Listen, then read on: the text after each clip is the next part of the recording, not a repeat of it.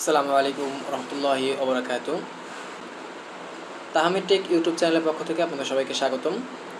তো আজকের ভিডিও টপিকটি হচ্ছে যে আমাদের অনেকেরই বর্তমানে ফেসবুক অ্যাকাউন্টগুলো, পার্সোনাল অ্যাকাউন্টগুলো, আমাদের অনেকের আগের অ্যাকাউন্টগুলো হঠাৎ ডিজেবল হয়ে যাচ্ছে এবং অনেকের অ্যাকাউন্টগুলো ডিজেবল হয়ে গেছে।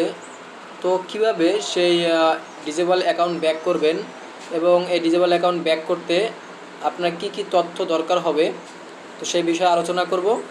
তো পুরো ভিডিওটা না টেনে সম্পূর্ণ দেখার চেষ্টা করবেন। আপনাকে আপনার যে ফেসবুক অ্যাকাউন্ট ডিজেবল হয়েছে, ওই ডিজেবল হওয়ার পর আপনার প্রথমে যে কাজটি করতে হবে, এই বিষয়ে যে অভিজ্ঞ এবং সাইবার সিকিউরিটি সম্পর্কে যে ভালো জানে তার সাথে আপনি সরাসরি যোগাযোগ করবেন, কোনো আপিল ছাড়া।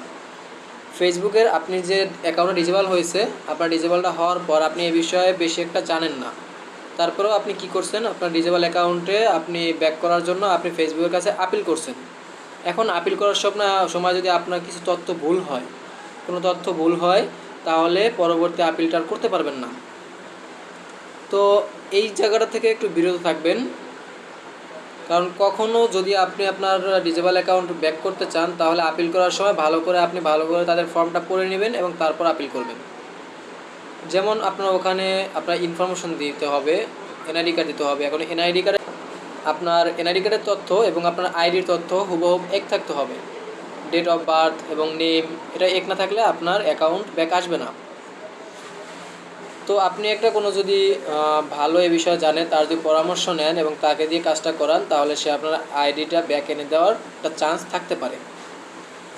তো এখন চলে আসি যে আপনার কি কি তথ্য দরকার হবে। তো প্রথমত লাগবে আপনার এনআইডি কার্ড লাগবে। আপনার যে ন্যাশনাল আইডি কার্ডটি আছে, সেই ন্যাশনাল আইডি কার্ডটি লাগবে। তাও আপনার ন্যাশনাল আইডি কার্ডের যে জন্ম তারিখ আছে, ডেট অফ বার্থ আছে এবং আপনার নাম যে আছে, এই দুইটা আপনার যে ফেসবুক আইডি আছে তার সাথে মিল থাকতে হবে। পরবর্তী যে কাজটি হচ্ছে, আপনার আইডিতে অ্যাক্টিভ জিমেল এবং মোবাইল নাম্বার অ্যাড থাকতে হবে।